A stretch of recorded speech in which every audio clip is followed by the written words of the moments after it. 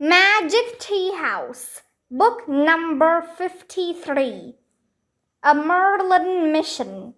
Shadow of the Shark by Mary Pope Osborne. Chapter 1. Dream Vacation. Did you see anything amazing? Annie asked Jack. They were standing on the warm, sunny shore of Frog Creek Lake, packing up their new swimming gear, flippers, masks, snorkels, and red life vests. Not really, said Jack. Weeds and rocks. Same here, said Annie. How was your new mask? Cool, said Jack as he put his glasses back on. It didn't leak or fog up at all. Great, said Annie, pulling a tunic over her bathing suit. Jack and Annie stepped into their flip-flops. Jack picked up the waterproof swim bag with all their gear, and they headed to the bike rack. I'd love to snorkel around a coral reef someday, he said. Me too, said Annie. Jack strapped the bulky bag to the rack over his back wheel. He and Annie pulled on their helmets and pedaled out of the lake parking lot. Remember when Randy and Jenny snorkeled around a coral reef last spring? Jack said. Oh, right, they went to a place called Cozumel with their parents, Annie said. They did all kinds of cool stuff. Hey, should we call them? They said they'd be back from their aunt's house by 2. Sure, said Jack. Hold on, stop, said Annie.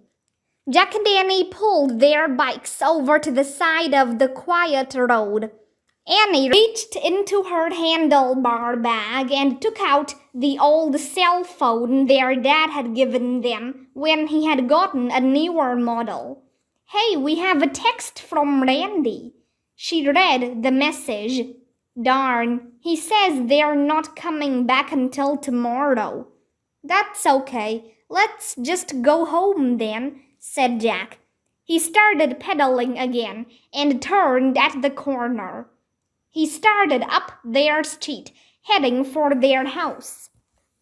Jack, stop! Annie called from behind him. Jack stopped his bike and looked back. Annie was speeding after him. What's wrong? He called. She screeched to a halt. We have a message from Teddy, she cried, waving a yellow piece of paper. When I put the phone away, I noticed this in my handlebar bag. How did it get there? Said Jack. I don't know, said Annie. Teddy must have put it there when we were snorkeling, or maybe when my bike was in our yard or parked at the library.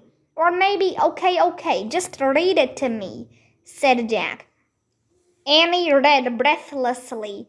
Jack and Annie, please meet me at the tea house as soon as possible. Teddy. Let's go, said Jack. Annie put the message back in the bag, and she and Jack sped up the street. When they reached the edge of the Frog Creek woods, they turned and rode their bikes between the trees, bouncing over roots, pine needles, and leaves. Teddy hasn't come to Frog Creek in a long time, said Annie. I know, said Jack. I hope nothing's wrong back in Camelot, said Annie. I hope Morgan and Merlin are all right. Yeah, and Kathleen, said Jack. And Penny, said Annie. And Arthur, and well, all of Camelot. Jack and Annie soon came to the tallest oak. The magic tea house was back. A freckle-faced teenager with tousled red hair was leaning out of the window. Teddy, Annie cried, waving. Hello, he called. Climb on up. Annie and Jack pulled off their helmets, left their bikes leaning against the tree, and climbed up the rope ladder. Inside the treehouse, they both hugged Teddy.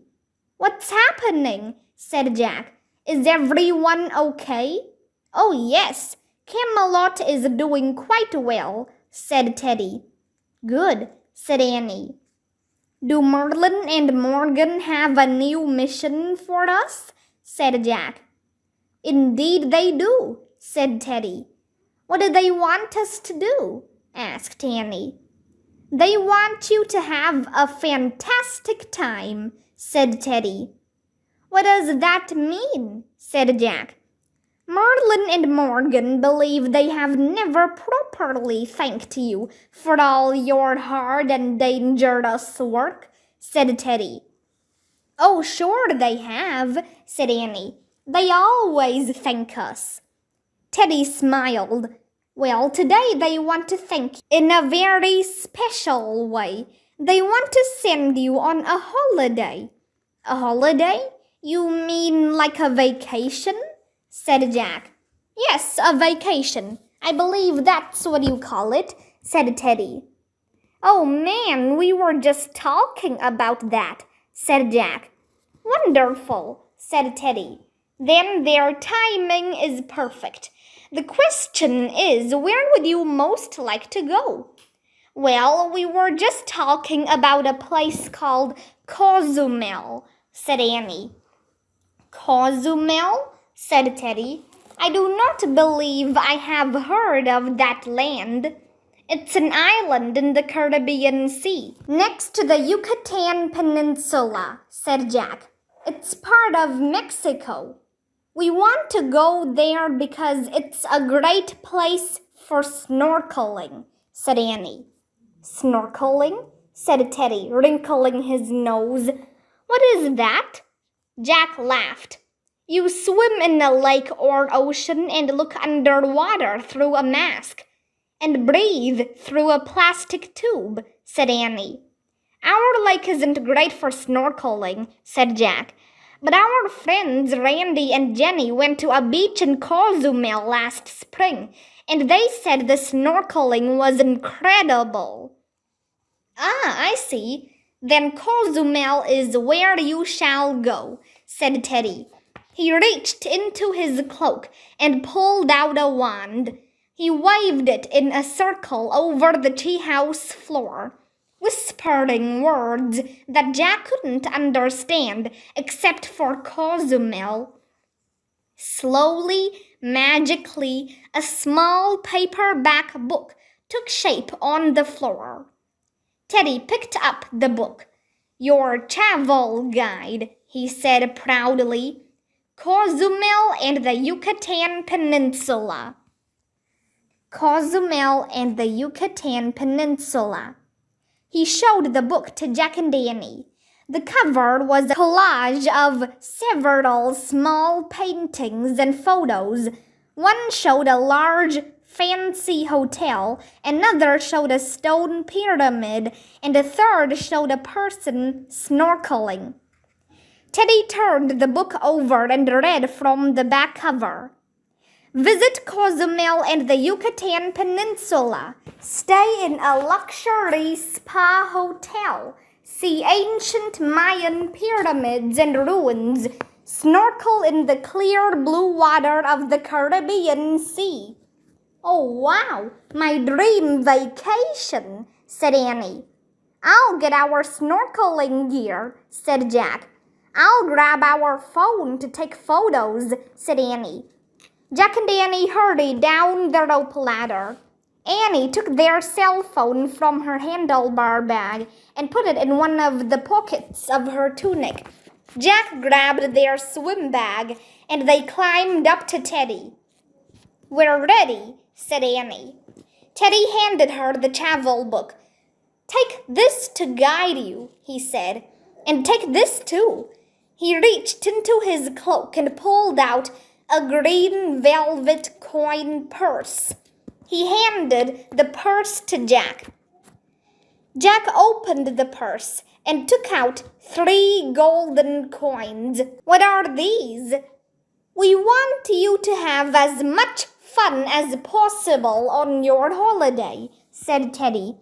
Each of these coins contains a bit of magic. Throw one into the air, make a wish, and your wish shall come true. Seriously? That's great, said Annie. Yes, said Teddy. You may wish for anything. The only requirement is that the magic be used to help you have fun. This is going to be a great trip, said Jack. He put the purse with the magic coins into his bag. To Cozumel now you must go, said Teddy.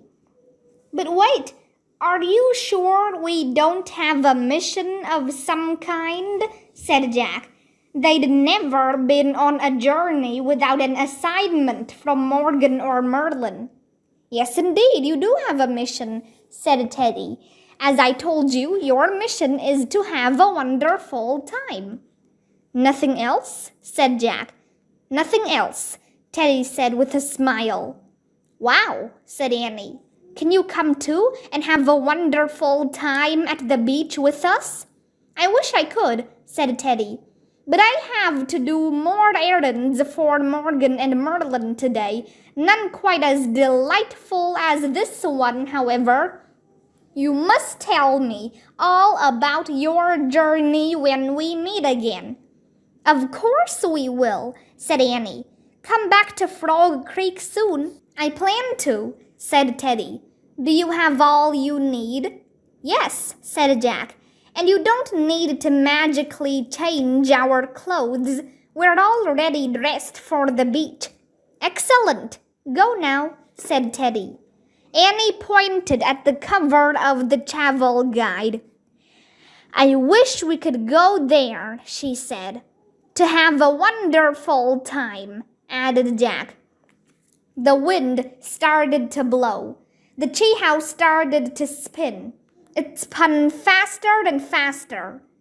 Then everything was still. Absolutely still. Chapter 2. Cozumel. Afternoon sunlight flooded into the treehouse. Jack heard the sound of waves softly lapping the shore. He and Annie looked out the window. The treehouse had landed in a palm tree overlooking snow-white sand and a turquoise-blue sea. Near the beach was the stone pyramid pictured on the cover of the travel guide. Cozumel, Jack said. Paradise, Annie said. Where is everyone? Said Jack, looking around. There were no other tourists, no swimmers, surfers, or sunbathers. There were no sightseers. There were no vehicles parked near the Mayan pyramid. I don't know, Annie said. I thought there'd be, luxury spa hotels and fancy restaurants. It's weird, said Jack. Maybe it's just the perfect beach, said Annie, shrugging. Yeah, but Jack looked through their travel guide until he found a photo that seemed to match the deserted shoreline with the pyramid. This looks like the same place. He read the caption. On the southwest Caribbean coast is a nature preserve. Oh, cool. We landed in a nature preserve, said Annie. That's why it looks so natural. Right, said Jack. He read on. Dazzling coral reefs are just a short distance offshore. Beginning snorkelers can swim without losing sight of land. Yay, said Annie. We did come to the perfect place, a nature preserve with a coral reef, just like Randy and Jenny's. Yep, said Jack. Let's snorkel first, then maybe check out that pyramid. It looks cool. Good plan, said Annie. She started down the rope ladder. Jack put the travel guide into the swim bag with their snorkel gear. He hung the bag on his shoulder and followed Annie. He stepped off the ladder and stood with her in the shade of the tree. Oh, man, said Jack, sighing. A fresh, salty ocean breeze wafted over them. White sand sparkled in the warm sunlight. "This is a good view," said Annie. "I'll take a picture. No, even better, a video." She reached into the pocket of her tunic and pulled out their cell phone. Pointing the phone at the beach, she clicked the record button and spoke loudly. "Jack and I are in Cozumel at a beautiful beach on a nature preserve, and this—" "Hey, stop," said Jack. "What if Mom and Dad see that? You have to erase it." "Oh, you're right," said Annie. She laughed as she deleted the video. "No big deal, Mom and Dad. We just took a little detour to Mexico on our way home from the lake." She put the phone in Jack's bag. "Okay, no camera on this trip." "Let's hit the water," said Jack. As they started across the beach, their flip-flops sank into the fine, sugary sand. Seagulls cawed overhead. "It's easier to go barefoot," said Annie. She and Jack stopped and put their flip-flops into Jack's bag. "Hey, what's that?" Annie pointed to a raft lying on the sand. "Whoa," said Jack. They hurried over to the raft. It was made of bamboo poles lashed together with leather strips. A paddle lay beside it. Jack looked around for its owner, but no one was in sight. "Who left it here?" "It must belong to the nature preserve," said Annie. "I'll bet it's for tourists to use. Why else would it just be lying here? It's got a paddle and everything. Want to try it?" "What, put it in the water?" said Jack. "Yes," said Annie. "It'll be fun. Say yes." "No," Jack said. "Oh, Jack, please, we can paddle out to the reef. Look how calm the water is. It'll be super fun," said Annie. Jack started to say no again, but he stopped. It would actually be super fun, he thought. "Well, if we take it, we have to stay close to shore and keep a lookout for its owner, just in case." Okay, said Annie. "I'll row." She grabbed the paddle, and Jack dragged the raft over the wet sand. He pushed it from the bubbling sea foam into the cool, clear water. "She floats," said Annie. Gentle waves lapped the sides of the raft. "Okay, you hop on first," said Jack. He put their bag on the raft and then held it steady while Annie climbed onto the bamboo poles. The raft kept floating. Good. "Now me," said Jack as he climbed aboard. The raft dipped a bit lower in the water, but it easily held them both. "Yay! Now let's find the reef," said Annie. "I'll take us there." As she began to paddle, the breeze helped push the raft over small ocean swells. "This is a great raft." "I'll bet the ancient Mayans made them just like this," said Jack. "So who were the ancient Mayans exactly?" said Annie. "I don't know a lot about them," said Jack, "but I know they had a huge civilization over 1,000 years ago. They built pyramids and designed a special calendar." "Well, they sure made good rafts," said Annie. As she pushed the paddle through the water, the raft moved farther out to sea. About 100 yards out, Jack held up his hand. "Okay, let's stop here," he said. "We don't want to get too far away from land. Let's look underwater for the reef. The book said it was near the shore." "Right," said Annie. "You snorkel first. I'll stay with the raft." "You sure?" "Sure." "Thanks." Jack reached into the swim bag. Before he pulled out their snorkel gear, he looked up Cozumel, coral reefs, in the travel guide. He read aloud.